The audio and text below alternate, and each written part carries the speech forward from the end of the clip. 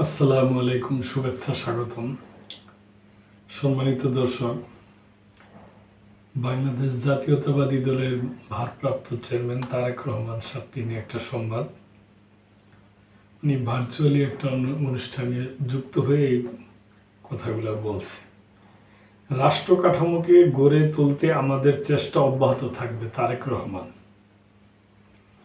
বিএনপির ভারপ্রাপ্ত চেয়ারম্যান তারেক রহমান বলছেন, দেশের রাষ্ট্র কাঠামোকে গড়ে তুলতে আমাদের চেষ্টা অব্যাহত থাকবে। আমাদেরকে মানুষের অধিকার আদায়ে আন্দোলন চালিয়ে যেতে হবে। দেশের মানুষের কল্যাণে বিভিন্ন পরিকল্পনা মানুষের সামনে তুলে ধরতে হবে। অন্যান্য দলও একই কাজ করবে। জনগণ সিদ্ধান্ত নিবে কাদের আগামী দেশ পরিচালনায় কাদেরকে ভোট দেবে। মঙ্গলবার বিকেলে কুমিল্লা টাউন হল অনুষ্ঠিত কুমিল্লা মহানগর বিএনপির দ্বিবার্ষিক সম্মেলনে লন্ডন থেকে ভার্চুয়ালি যুক্ত হয়ে প্রধান অতিথির বক্তব্যে এসব কথা বলেন। প্রত্যেকটি সেক্টর, বিগত স্বৈরাচারী সরকার দেশের প্রত্যেকটি সেক্টর ধ্বংস করে দিয়েছে উল্লেখ করে তারেক রহমান বলেন, দেশের মানুষের ভাগ্য ফিরিয়ে আনতে হলে দেশে স্থিতিশীলতা আনা প্রয়োজন। অন্তর্বর্তী সরকারের কিছু কিছু লোকের বক্তব্য দেশে অস্থিতিশীল অবস্থার সৃষ্টি করছে। স্পষ্ট করে বলতে চাই, আমরা এখনো এই সরকারকে সাহায্য করব। আমরা আশা করব এই সরকারের কাছে মানুষ যে নিরপেক্ষতা আশা করে তারা যেন সেই নিরপেক্ষতা বজায় রাখে। এটা দর্শক ঠিকই আছে। অন্তর্বর্তী কালীন কিংবা তত্ত্বাবধায়ক সরকার বলতেই তো নিরপেক্ষতা বোঝায়। নিরপেক্ষতার জন্যই তো তাদেরকে বানানো হয়। তিনি বলেন, রাজনৈতিক দলগুলোর মধ্যে মত পার্থক্য থাকতেই পারে, কিন্তু মত পার্থক্যের মধ্যে বিভেদ সৃষ্টি করা যাবে না। এতে ক্ষতিগ্রস্ত হবে দেশ ও গণতান্ত্রিক দলগুলো। তাই আমাদেরকে ঐক্যবদ্ধ থাকতে হবে। যত বেশি ঐক্যবদ্ধ থাকবো তত বেশি গণতন্ত্রের বিরুদ্ধে পরিকল্পনাকারীদের ষড়যন্ত্র ভেস্তে যাবে। বাংলাদেশে এই মুহূর্তে নির্বাচন বিলম্বিত হলে কারা সুবিধাপ্রাপ্ত হবে এটা দেখার বিষয়। বিএনপি বিশ্বাস করে জনগণই সকল ক্ষমতার উৎস। বাংলাদেশে যদি গণতন্ত্রের চর্চা অব্যাহত রাখা যায় তবে বাংলাদেশের মানুষকে ষড়যন্ত্রের হাত থেকে নিরাপদ রাখতে পারব।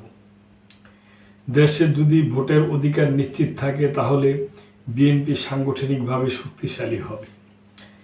তারেক রহমান বলেন, বিএনপি জনগণের কথা বলে। একটি রাজনৈতিক দলের লক্ষ্য ও উদ্দেশ্যই হলো কিভাবে জনগণকে নিজের দলের সাথে সম্পৃক্ত রাখবে। পরিকল্পনা থাকে কিভাবে সরকার গঠন করবে। একটি রাজনৈতিক দল হিসাবে আমাদের জনগণের কাছে যেতে হবে। আমরা যেহেতু জনগণের শাসনে বিশ্বাসী করি, ভোটের রাজনীতিতে বিশ্বাস করি, তাই আমরা ভোট চাইব, নির্বাচন চাইব, এটি স্বাভাবিক ব্যাপার।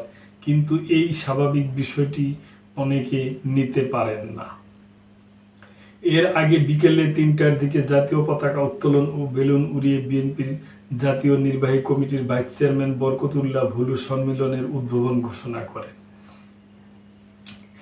এ সময় কুমিল্লা নগর বিএনপি আহ্বায়ক উদ্বাতুল বারী আবুর সভাপতিত্বে বিশেষ অতিথি হিসাবে উপস্থিত ছিলেন কেন্দ্রীয় বিএনপির কুমিল্লা বিভাগীয় সাংগঠনিক সম্পাদক অধ্যাপক ডাক্তার মোহাম্মদ সেলিম ভূঁইয়া, ত্রাণ ও পুনর্বাসন বিষয়ক সম্পাদক হাজী আমিনুর রশিদ ইয়াসিন, কুমিল্লা জেলা বিএনপির আহ্বায়ক জাকারিয়া সুমন সহ আরও অনেক নেতৃবৃন্দ।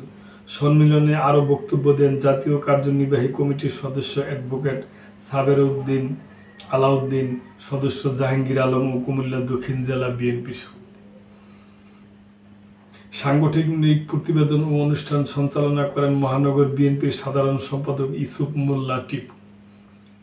শোক প্রস্তাব উপস্থাপন করেন মহানগর বিএনপির যুগ্ম আহ্বায়ক ভিপি নজরুল।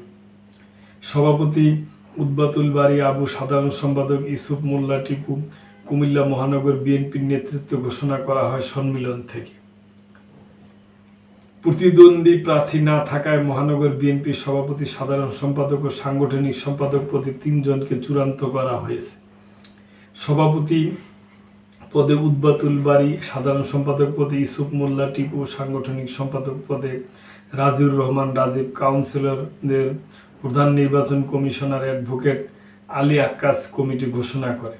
সম্মিলনে নগরীর 27টি ওয়ার্ড ও 2,727 জন কাউন্সিলর, 4,000 প্রতিনিধিত্ব সহ বিপুল সংখ্যক নেতা কর্মীর সমাগম ঘটে। উল্লেখ্য, 2011 সালের 10 জুলাই কুমিল্লা সিটি কর্পোরেশনের যাত্রার পর 2022 সালের 30 মে প্রথমবারের মতো কুমিল্লা মহানগর বিএনপির 44 সদস্য বিশিষ্ট আহ্বায়ক কমিটি ঘোষণা করা হয়।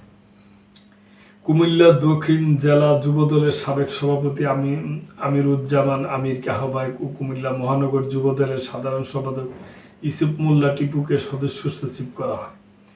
2022 সালের 31 আগস্ট বিএনপির মহাসচিব মির্জা ফখরুল ইসলাম আলমগীরের স্বাক্ষরিত এক চিঠিতে উদ্বাতুল বারী আবুকে আহ্বায়ক এবং ইউসুফ মোল্লা টিপুকে সদস্য সচিব করে 25 সদস্য বিশিষ্ট আহ্বায়ক কমিটি ঘোষণা করা হয়।